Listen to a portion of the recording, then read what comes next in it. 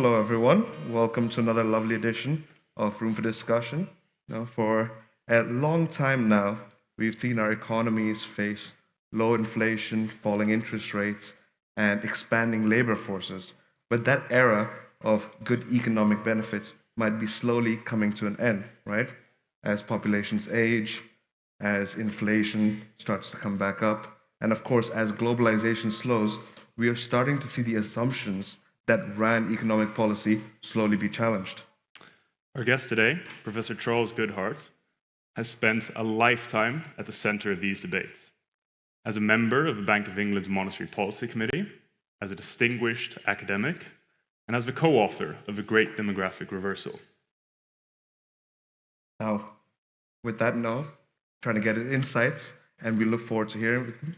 So, without further ado, please welcome to the stage Professor Charles Goodhart.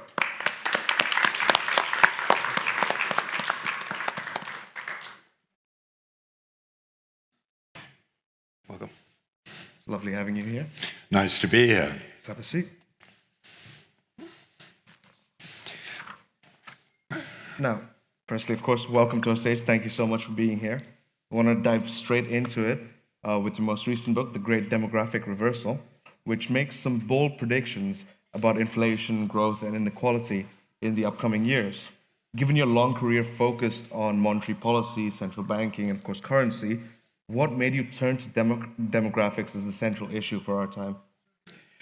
Because it was so obviously important to me and my co-author, Manoj Pradhan. We began really thinking about this in the mid-1990s, and it was fairly obvious that population was aging, partly because life expectancy was growing, but also because the demographic problem was worsened by the sharply falling birth rate. So the ratio of workers to aged was the dependency ratio, was worsening really quite sharply everywhere. We didn't get everything right. One of the things that we failed to get right in our book was we didn't see the very large increase in inwards migration that would occur into the advanced economies, which meant that the shortage of labor and the increase in wages and inflation that would arise was actually rather less than we had expected. But of course it has increased political problems and has been very largely responsible for the rise of populism in the United States and indeed elsewhere like the UK. Well, before you started moving on to migration and that kind of supplementing the labor force, in your book, you argue that globalization, driven by events like China's accession to the World Trade Organization, the opening of Eastern Europe, these kind of events affected inflation. It led to prolonged low levels of inflation, which in turn affected real wages. But was it really inflation that led to this kind of stagnation, or was it rather the weakened bargaining position of workers? I think it was the weakened bargaining position of workers very largely. Manufacturing shifted from North America to China, within Europe, from Western Europe to Eastern Europe, with many beneficial results. I mean, the standard of living of Poles, for example, and many of those in countries like Romania and Bulgaria, has increased relative to the standard of living, so that although within country inequality increased, world inequality has actually decreased a great deal over the last few decades, because areas like Asia and Eastern Europe have caught up dramatically with the advanced economies in the West. Well, if we move on from this idea of the ascension of these other countries into the global economy and how that's affected global inequality, should we really be concerned about the reversals that you talk about in the book if shrinking workforces can be supplemented to immigration from these economies? Well, immigration has been so large as to be politically a problem for many countries. And I've recently been doing another study on when do countries trust their government. And one of the things that I put into that study was immigration. And actually, it turns out that under normal circumstances, immigration is positively related to the trust in government. And I'll tell you why. Countries which are really failing badly, or have failed badly, and I think of countries like Syria, Greece, Lebanon, Venezuela, have massive outward migration, so that's negative. And in those countries, there's a huge lack of trust in their government. So two negatives make a positive. And many of the countries to which immigrants normally flow, like Australia, New Zealand, Canada, have both very large inward migration and very considerable trust in their government. So overall, under normal circumstances, migration and trust is positively related. The problem comes when there's a sort of threshold and the size of immigration becomes so large that it affects many people's belief about the structure and nature of their culture and society. And one of the questions that is yet to be properly investigated and done for research, and I would suggest that anyone could and should research this, is at what point does this threshold come? When does inward migration become so large that the relationship ceases to be one that people generally like, to be one that becomes politically problematical? Are there any countries that you think have passed this threshold already? Oh yes, undoubtedly, unfortunately. To take two, obviously, the US and the UK, and indeed quite a lot of the European Union. We've seen what has happened very recently in Germany. And just to shift back into demographics and aging, you've said that changing demographics or aging demographics will structurally change inflation, right? And our labor markets itself. If we want a real-life example, it seems that China fits the bill. We've seen a formerly youthful, export-driven economy that's now aging quite rapidly because of its own policies. Do you think China is prepared for the economic consequences of its demographic crunch? That's a very good question, and I've asked quite a number of people. I was talking recently with a very expert PhD person, senior person from China, who says that it's not going to happen for the time being. And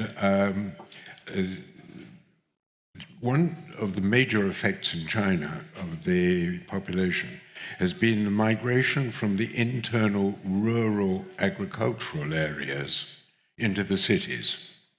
And that has increased the workforce available in the manufacturing sort of coastal city areas dramatically.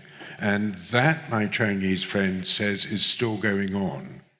And the Chinese government has recently encouraged a mechanism whereby people owning bits of land in the interior can lease these to larger agricultural companies and move to the cities, where again they have been adjusting their hukao, if I pronounce that correctly, I probably haven't, arrangement to allow people to move to the cities and to be able to get the advantages in terms of access to education, housing, etc., more easily. In other words, for a period of time, the migration from the rural areas to the cities in China is such that the demographic effects of the very sharp decline in birth rates and the aging of society is not going to really impact. The effect in China is probably going to be delayed for another, say, 5 or 10 years. So if China's been lucky enough that it's had this large labor force on the rural side come into their into the bigger parts of their economy, are there any other countries that have done really well to take care of their aging populations in terms of labor forces? Well, I think Japan has actually done much better than people think. Quite often you see in the press that Japan has been growing very slowly. But actually, the workforce in Japan has been declining at a rate of 1% per annum, and the aggregate output has been growing at a rate of positive of 1% per annum, which means that the increase in productivity per worker is 2% per annum, which is vastly higher than the increase in productivity per worker in most of the other advanced economies in the West. We will do extremely well in the West, in Europe, in North America, if we do as well as Japan has done over the last few decades.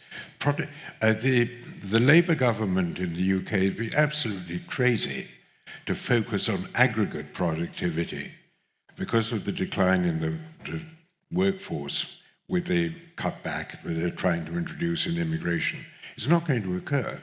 What they should be focusing on is the increase in productivity per worker and actually trying to reduce the number of those in working age who are actually not working. Do you think that's sustainable? Can you keep that going, or is there a tipping point when a population is simply too old? I don't know. I'll tell you where to look, and that's South Korea. Because in South Korea, the birth rate is 0.7, at least when I last looked. And that's going to mean that the extent of inward migration into countries like Korea is considerably less than into the European countries and into North America. So the South Korean working population is going to collapse in the not distant future. And what will happen there, I simply don't know. We will see. And it could be fairly dramatic. One of the problems about sort of demography and all of that is that if you asked people, including people like you and me, whether we would like to see the world population lower, say 30%, 40% lower, I think the answer would be yes, if it was a stable population, for sort of green and ecological reasons. The problem is not that the population will eventually start going down. It's the dynamics. It's the dependency ratio. It's the fact that there are going to be so few people to do the work and so many people who are incapacitated. Because what really matters for the cost in society is not age. You know, people of my age, well, I'm extraordinarily lucky. I mean, sort of exceptional at my age. And if you are fully healthy, you can live on your own, you can be fairly frugal, you don't cost much, and you can go on. What is costly to society is looking after people who cannot look after themselves. And the problem is that the length of time, on average, of aged people in retirement who are incapacitated is really surprisingly large. I don't think that, on the whole, people quite appreciate. And the average is such that when you are 65 now, the expectation of life for a male is something between 18 and 20 years, depending on health, income and others. For a woman, it's about 2 years longer. Almost half that time, on average, you can expect to be somewhat incapacitated but unable to carry out some of the normal activities of daily living, so that you need help. One of the difficulties is that the diseases of the aged, frequently neurodegenerative diseases, dementia, Parkinson's, and so on, actually don't kill you. They allow you to live on in an increasingly vegetable state. And I know that actually only too well personally. My wife has got very severe dementia. My older brother died of Alzheimer's not so long ago. And that is extremely socially expensive. Think of it, the average for you lot is that you will spend over 10 years, on average, being incapacitated. And those of you who are unlucky will spend longer. Well, keeping in mind this fact that, pensions are expensive and they get presumed longer as healthcare improves.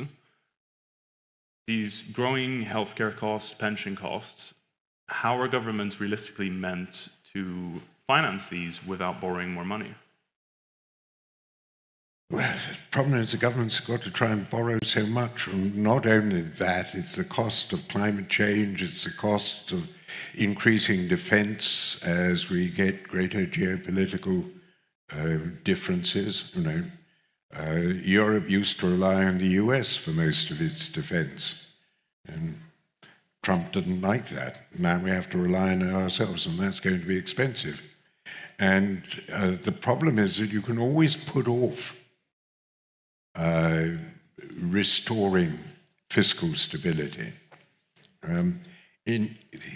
The debt ratios around the world have increased dramatically, and the prediction of the deficits in many advanced economies are that this will become increasingly unsustainable. But in a democratic country, you can always put off the tough decisions to cut expenditures or to raise taxation. And this is going to become increasingly difficult. We always used to think of government bonds, particularly US government bonds, as being safe. If the deficits and debt remain on their current paths, it's not going to be safe. It isn't going to be a safe asset. What are we going to do then? How does the world work when there's no sort of central safe asset to rely on? It's not at all clear. It'll become extremely difficult. Yeah, and you've written about the debt buildup in the post-08 sort of financial environment, which makes inflation harder to manage. And we've seen countries, like you mentioned, the US and the UK, consistently raising their debt ceilings.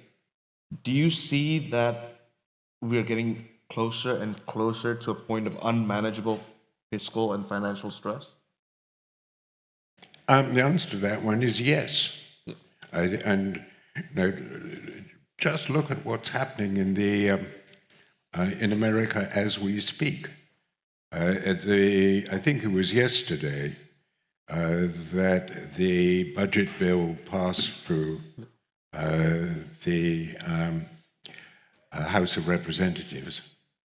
What immediately happened was that long-term interest rates in the US rose by quite a number of basis points to over 5%, and the dollar weakened.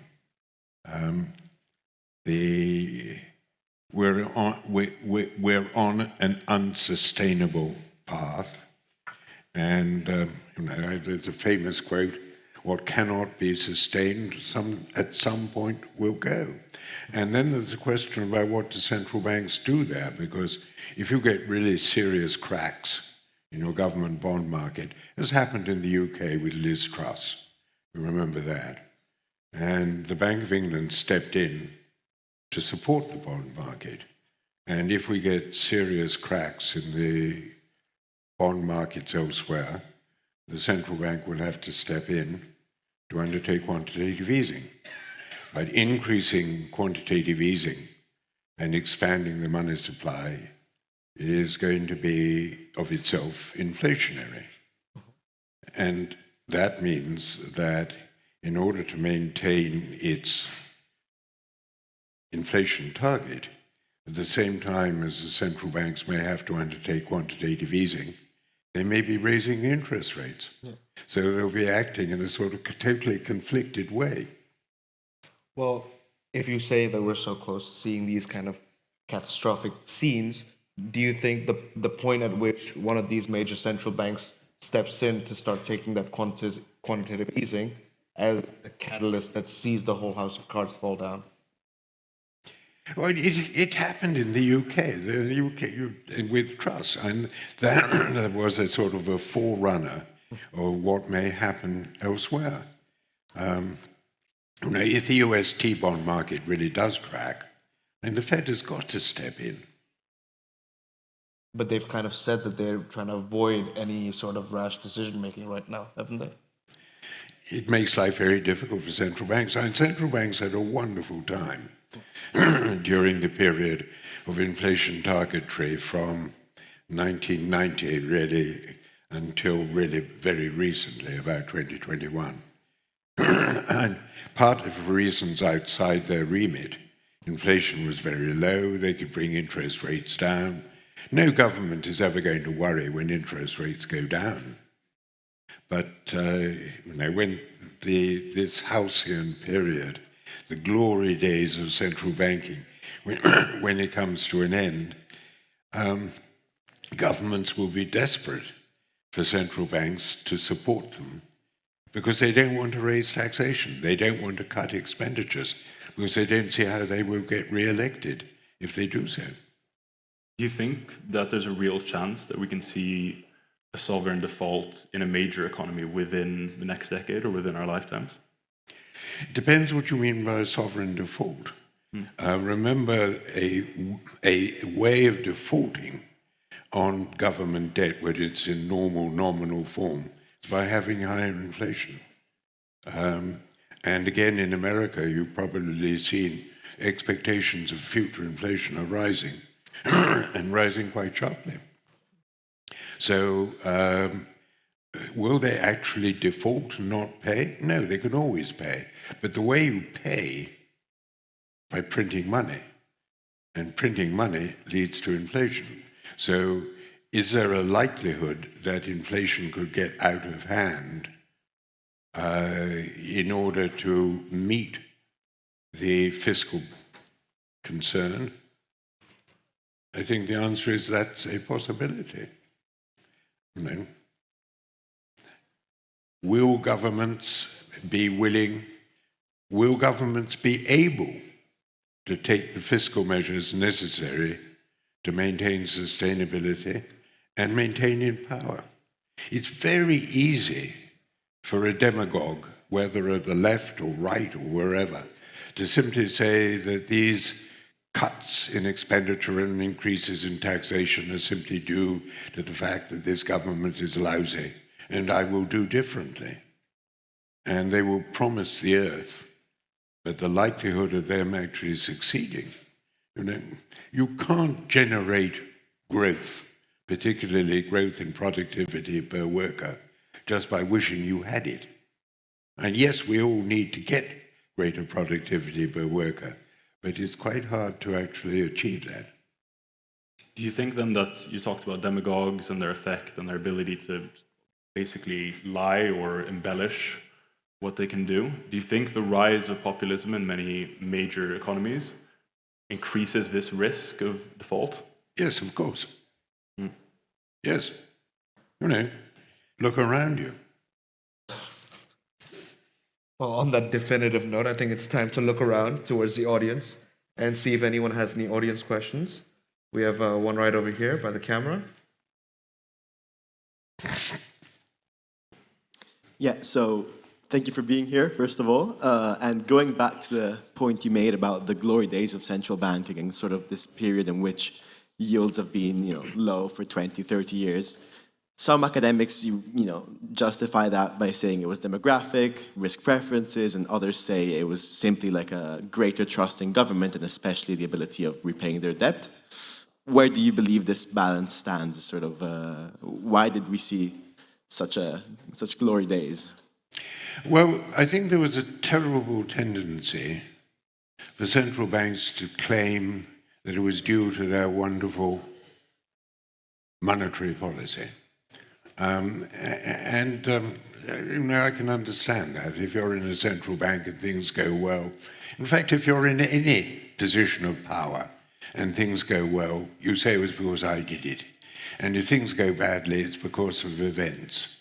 But if you look at what happened, for example, between the great financial crisis of 2008 and about 2019, what you found was that inflation was below target in the European Union, in the UK, and the US, despite the fact that central banks were trying to be expansionary. So it was clear that there was something else going on. And what I think was going on was this mixture of demography and geopolitics. Effectively, what you found was that goods prices were declining by about 2% per annum, and services prices were rising at about 4% per annum, so that you had sort of total inflation at about 1% per annum. And why were goods prices declining by 2% per annum? Because they were coming cheaply from China and Poland. Okay, I believe we had another question right in the front row. I think you talked about like the disastrous effects that happen with the increasing debt ratio for governments. And I think one solution that you also mentioned was cutting spending. But it's even possible to cut spending given the geopolitical crises, climate crises, and also the healthcare crises that seem somewhat fixed. You're absolutely right. It's very, very difficult to cut spending, very difficult. And the implication of that is very clear, which is we were going to deal with the fiscal problem that we all face, the unsustainability. You've got to raise taxes. Now that leads on to the question, how can you raise taxes without damaging growth even more? Because income taxes and taxes on profit make people not want to work, not want to take risks, not want to grow. So effectively, we've got to shift the basis of taxation away from income taxes onto something else. If you move it onto consumption taxes, it's less dangerous for growth, but it increases inflation even more. And the answer that I'm trying to argue for and have written about and believe in is that we should shift the basis of taxation increasingly away from income and put it onto property. Not wealth in general, because if you do it a wealth tax, the wealthy will flee. What you want to put it onto is land. Henry George, land taxation. Because the great advantage of taxing land is that it cannot flee. Well, I suppose actually it can flood, if you're thinking in the Netherlands. But basically, land is fixed. And there would be actually another advantage as well. One of the difficulties about the very low birth rate is that housing is now so expensive that younger people, people of your age, I don't know in your case, but tend to have to live with their parents. If you are living with your parents, it's very difficult to envisage getting married or having a partner and having children. If you could make housing a great deal cheaper, you'd have earlier marriage or partnerships, earlier birth rates, and a higher birth rate. And the cost of a house is very largely the cost of the land. Building a house is not that expensive. Buying the land in an urban area is. So if you actually taxed the rates from land, the returns from land, it would actually bring about a reduction in housing prices, which would also be demographically beneficial. Many economists like myself have been in favor of land taxation, and it's always amazed me that it hasn't been put into operation. I would love that that would be so, and shifting the basis of taxation so that much more of it is on land and property, and much less is on income, would be a desirable way through this particularly very difficult field that we're in. I think we have time for one more question. Gentleman right over here.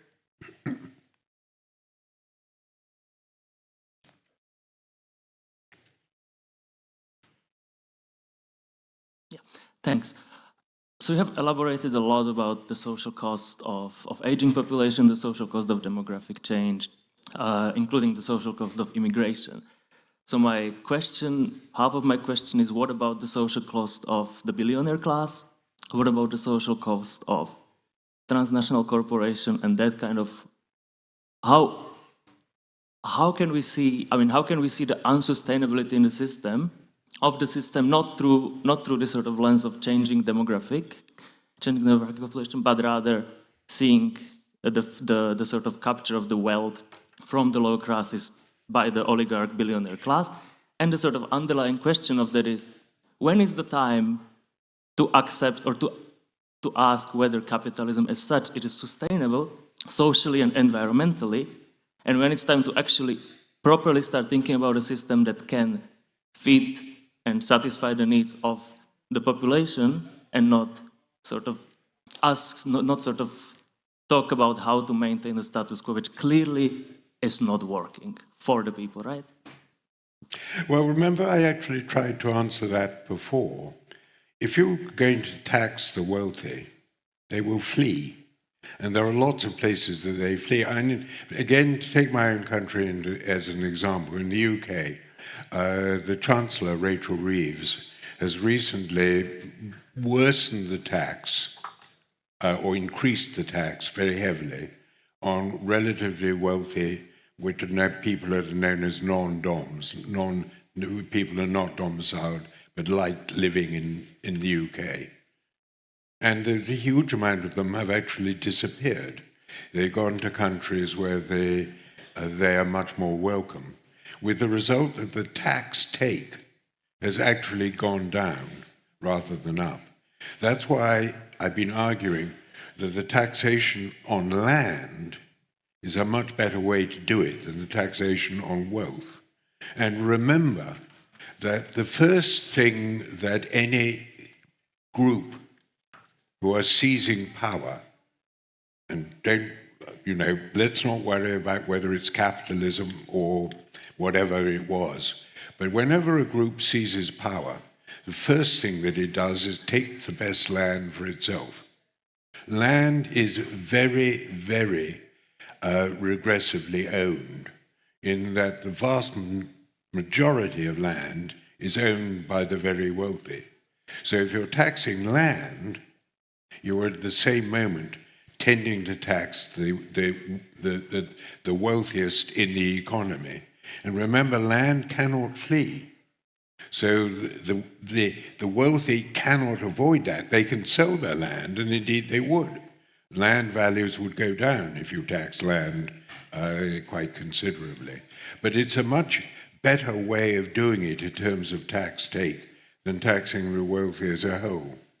Now, you mentioned capitalism having failed. I would strongly disagree.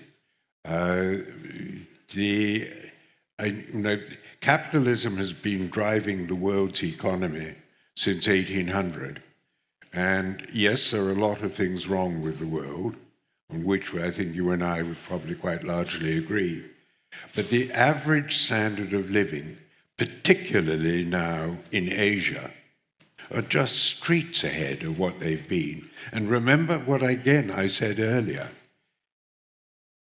Wealth inequality in the world has gone down a great deal over the last couple of decades, even though wealth inequality within the countries has quite frequently gone up. So we are more equal than we used to be, and we're better off than we used to be. And we've done, actually, the world has done very well. It's got a huge number of problems in front of it: climate change, geopolitics, and the rest. But what we've done over the years, during my lifetime, has been. Let me take it one simple case. I know you will say that it's because China is a communist rather than a capitalist, but 5 decades ago, the proportion of those who were poor in China was something of the order of 95% plus. Now the proportion of poor in China is under 1%. It's been just dramatic. It's been dramatic in East Europe. Don't underestimate how successful the world has been. Don't think that we've failed. We've got massive problems ahead of us, but we haven't failed. On that note, I think we're going to wrap up audience questions. Sort of moving back, but still going off of what you said during that period. You said that if you raise taxes, capital is going to leave the country. But if you tax land, land doesn't go anywhere, land stays. How do you feel about the ideas of taxing, say, unrealized gains to sort of get that wealth back from the people that are making the most? Well, again, I'm talking about unrealized. One of the problems with land, the way it is untaxed, is that speculative builders quite frequently buy plots of land and then don't actually build houses because they're waiting for the value of the land to appreciate. If you had a land tax, they would build houses much quicker and you get more housing, which would be a general benefit. And unrealized gains, what are they? Again, one of the things that you would do, that the rich would do and do, is that they buy works of art. What is the unrealized gain on a piece of art? You don't know, because the value of paintings goes up and down and can do so dramatically. And people will try and protect their wealth insofar as they can. And if you try and taxation, you've always got to think of how will people react to the changes in tax that you want to introduce. Now, what is the reaction going to be? And whatever you're going to try and tax, people will try and avoid it. That's, again, the great value of land tax. You know where it is. You can't move. Well, in that case, one of the quotes we liked from your book was sort of talking about governments having to raise money in an age where labor force are shrinking, the idea of the land tax. You had a quote which said, "The fiscal chickens are coming home to roost at the exact time when political capital to address them is at its lowest," right? So, and we've also kind of gone over how it's a time of long fiscal procrastination. Governments can always pass it, especially democratic, can always pass it on to the next government. Well, my question actually was, at what point who's left holding the bag at that point? Because somebody's going to have to hold it, no? You are. I see. I'm so old that I shall be dead fairly soon, and I won't see it, and I won't be part of it. That's your problem, and I mean it. It's a problem you all are actually going to have to face. Your problem, not my problem. So you think it's going to be a problem in 30, 40 years once we've reached our peak working capacity? I don't know. 30, 40 years you'll be in charge, I'll be long dead. Again, this is you, not me. I'm simply telling you, this is a problem that you are all going to have to face. How do you think we should address those things? What's the way forward? It's going to be difficult. And that actually, in many ways, is the weakness of democracy. You can always put things off. And putting off taking these difficult fiscal steps is something that democratic governments tend to do, because they will get populist opponents who claim that they can do much better. And people, if they're good demagogues, people will believe them. Well, staying on this topic of politics, moving slightly back to pensions that we talked about earlier, your book considers serious reform as the only real solutions to the spending problem. But whether it's adjusting pensions, raising taxes, cutting benefits, addressing this will take a lot of political capital at a time when it's quite low in a lot of major economies. Given that, what do you think we should focus on first? As I said, the expenditures, I think, inevitable. You can't let the incapacitated old not have care. You can't avoid trying to deal with climate warming. And defense has unfortunately come to the fore as well. So you can't cut expenditures. The only solution is unfortunately increased taxation. And I tried to go over what I would do in terms of raising taxation. Well, I think now that we've kind of covered good parts of your book, we've discussed the additional developments since that book has come out. We wanted to know, if you were writing the book today, what effect would these events have on how you're writing it? And is there any changes you'd make? Well, it's actually terribly difficult, and I am writing a book at the moment. I'm aiming to produce a sequel to the book that I did. And the problem is that the world is being turned upside down really rather rapidly by what is happening in the United States.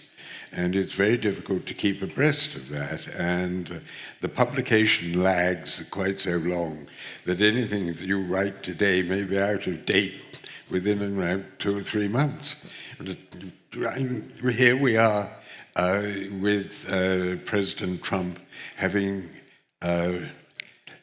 deferred the more severe aspects of his tariff increases for 90 days. Now, what's going to happen at the end of 90 days? We don't know. We don't know. I could hardly see him just keep extending until he gets these deals made, no? Maybe. Yeah. Maybe. All I can say is the markets think so. Yeah. In the financial, you couldn't explain what's happening on American equity markets unless you assume that the investors as a group believe that Trump will never actually go on to go raising the tariff rates to the kind of levels that he was initially suggesting. Well, with that, we're lucky because we have a little bit more time for audience questions. So if anyone else has one, please raise your hand right over here. So Mike will come to you in a second, right in the front.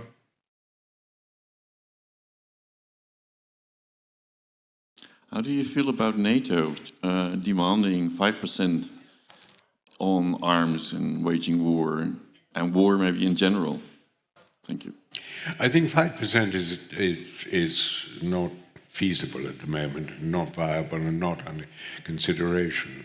The likely level is sort of somewhere between 2.5 and 3, maybe going up to 3.5 at some stage. But that will be a major change, at least for a number of countries. And for example, Spain, defense expenditure is under 2%, it's something like 1.8%. So they would need to increase their defense expenditure by more than 50% to get to the minimum levels. So it'll be fiscally quite difficult for a number of countries. And of course, there's also the problem of how you, within a European Union of many countries with different positions, different viewpoints, different factories, different arms producers, how you unify it. And again, what the relationship between the UK and the EU is. If you're talking about the more extreme issues, the relationship between the nuclear deterrent that France and the UK have and its interaction with the rest of Europe. There are a lot of problems, of which I'm not really qualified to comment. Okay, and one more again, right over here with this gentleman.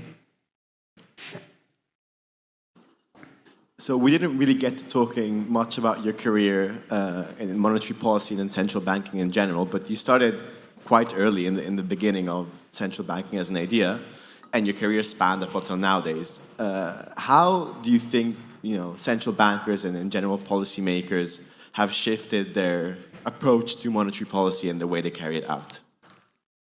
Well, there's been a huge shift in my lifetime. The change to central bank independence with an inflation target, in which I actually played a part with that shift.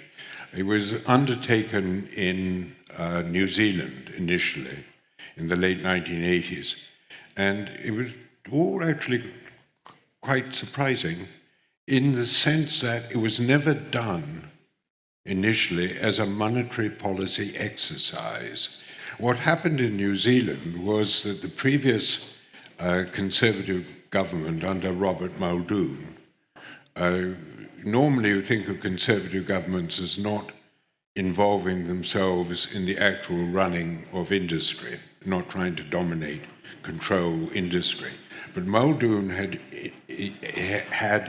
involved himself dramatically in sort of the steel industry, and this industry, and that industry, largely with fairly disastrous results. So when the new Labour government came in under Lange with his finance minister, Roger Douglas, they decided that what was needed was to have a mechanism whereby you could hold nationalized industries to account and give them a proper objective without actually interfering in their day-to-day running, and which they did, and they telephones, transport, railroads, steel, whatever. And then the question occurred, but the central bank is also a nationalized industry. What should its objective be, and how do we hold it to account? And that was how we actually got the independent central bank. It wasn't actually part of monetary policy at all. It was part of industrial policy. But once it had been developed, the reason I say I was involved, the Reserve Bank of New Zealand asked me to come out as an independent expert to help advise them on this process, which I did. And it was very interesting. But once it had been established in New Zealand, you see, the monetary targetry stuff had sort of collapsed, because once the monetary target had been adopted, whichever aggregate had been chosen tended to sort of fall apart, that basis of Goodhart's law. But once the inflation target had actually been established with an independent central bank, it was perceived as being generally desirable and acceptable and swept around the world. But it wasn't introduced as initially as monetary policy at all. It was part of industrial policy. Thank you very much for that. As we slowly wrap up this interview, we're wondering, at a time of very high levels of institutional distrust and rising populism, how do you think monetary policy and monetary policy makers can keep their credibility and keep their independence?